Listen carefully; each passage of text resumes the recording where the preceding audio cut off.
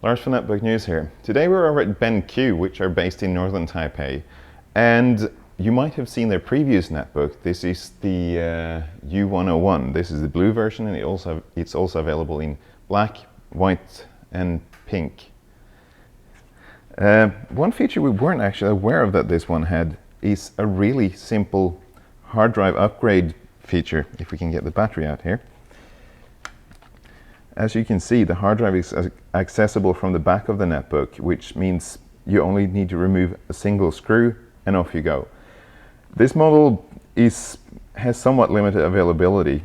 You can get it in most Asian countries, Australia, Latin America, Russia, some Eastern European countries, and it looks like you can also get it equipped with 3G. What BenQ told us is that this model has 3 mini PCI Express card slots, so you could potentially make this into a good modding solution if you're interested in that.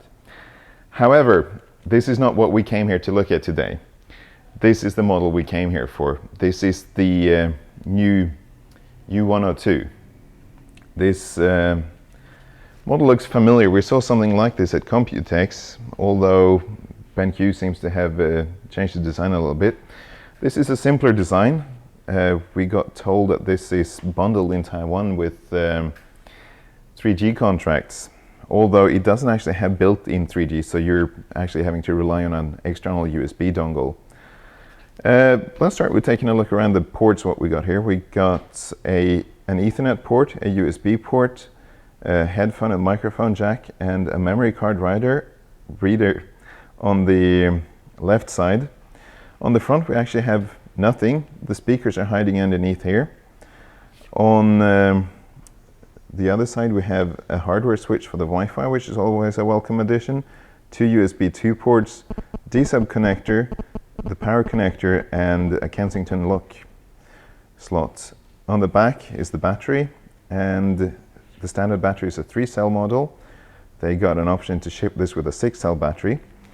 As you can see, it's also very easy to get access to the internals of this model. We get the memory slot here, one of the mini PCI Express slots here, we get the hard drive here, and presumably the other mini PCI Express slot would be somewhere underneath there.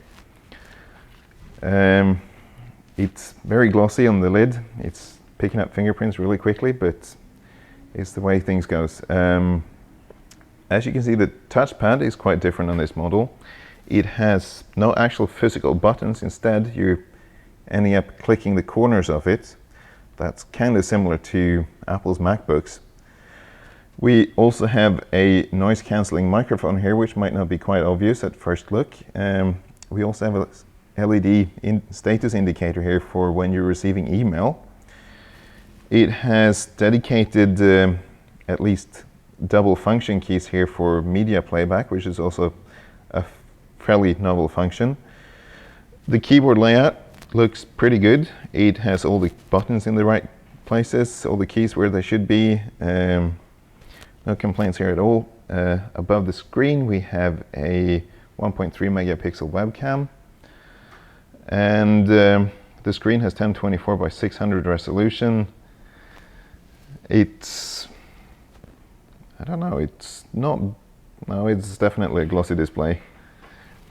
It's not quite as bad as some models we've seen, but yeah, it's very promising, and hopefully we should be able to get a review sample of this to have a better look at it at a later stage. So this is the BenQ Joybook Lite U102, and I'm Lars from Netbook News.